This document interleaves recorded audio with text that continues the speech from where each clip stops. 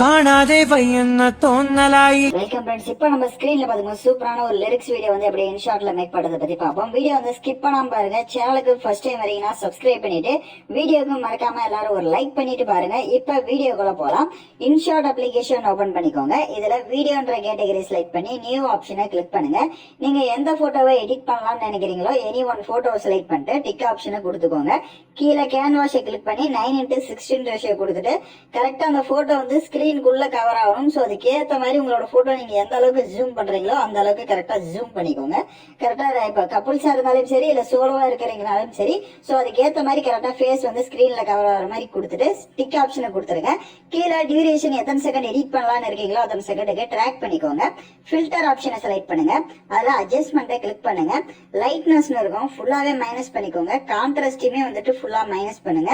அப்படியே ஸ்டேச்சுரேஷனையும் ஃபுல்லா வந்துட்டு பிளாக் அண்ட் ஒயிட்டுக்கு இந்த மாதிரி கொடுத்துக்கோங்க. அதுல ஸ்க்ரோல் பண்ணீங்க அப்படின்னா உங்களுக்கு ஷேடோன்னு இருக்கும். ஸோ ஷேடோவுமே ஃபுல்லா வந்துட்டு மைனஸ் பண்ணிட்டு அதுல விக்னெட்னு ஒரு ஆப்ஷன் இருக்கும். அதை ஃபுல்லா இன்க்ரீஸ் பண்ணிட்டு இப்போ டிக் ஐகானை கொடுத்துருங்க.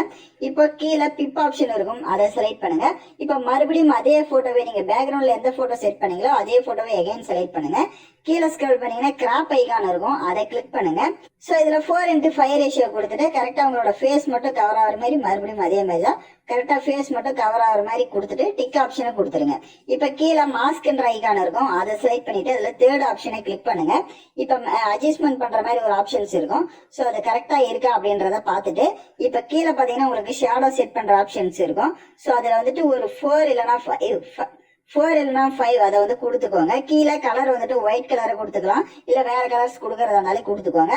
இங்க லைட்டா பெண்ட் பண்ற மாதிரி ஒரு ஆப்ஷன்ஸ் இருக்கும். ஸ்கிரீன்ல பாத்தீங்கன்னா தெரியும் சைடா. சோ அதை வந்துட்டு லைட்டா மட்டும் பெண்ட் பண்ணிக்கோங்க. ரொம்ப பெண்ட் பண்ண வேணாம். லைட்டா பெண்ட் பண்ணிட்டு டிக் ஆப்ஷனை கொடுத்துருங்க. இப்போ உங்களுக்கு எந்த அளவுக்கு லைட்டா ஜூம் பண்ணுமோ அந்த அளவுக்கு செட் பண்ணிக்கோங்க. ஏன்னா கீழே பாத்தீங்கன்னா நம்ம லிரிக்ஸ் செட் பண்ணோம். மேல ஏதாவது எமோஜஸ் வந்து ஆட் பண்ணிக்கலாம். இப்ப கீழே அந்த போட்டோடைய டியூரேஷனும் எண்டிங் வரையும் ட்ராக் பண்ணிட்டு போட்டோவை கிளிக் பண்ணுங்க.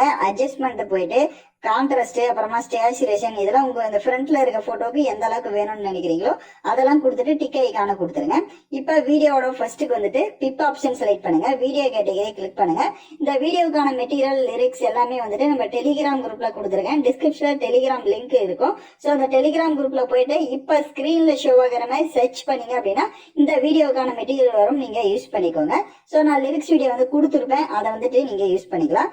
ஃபில்டர் ஆப்ஷனை கிளிக் பண்ணுங்க. லிரிக்ஸ் வீடியோ செலக்ட் பண்ணிட்டு அட்ஜஸ்ட்மெண்ட்ல போயிட்டு கான்ட்ராஸ்ட் ஃபுல்லா இன்க்ரீஸ் பண்ணிட்டு அப்படியே பேக்ல வந்து பிளண்ட் ஆப்ஷன் இருக்கும். அதுல ஸ்கிரீன் ஆப்ஷன் கொடுத்துட்டு டிக் ஐகானை கொடுத்துருங்க.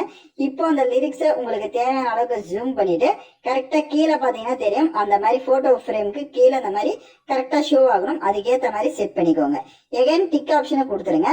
கீழே டெக்ஸ்ட்ன்ற ஐகான் இருக்கும். அதை செலக்ட் பண்ணுங்க.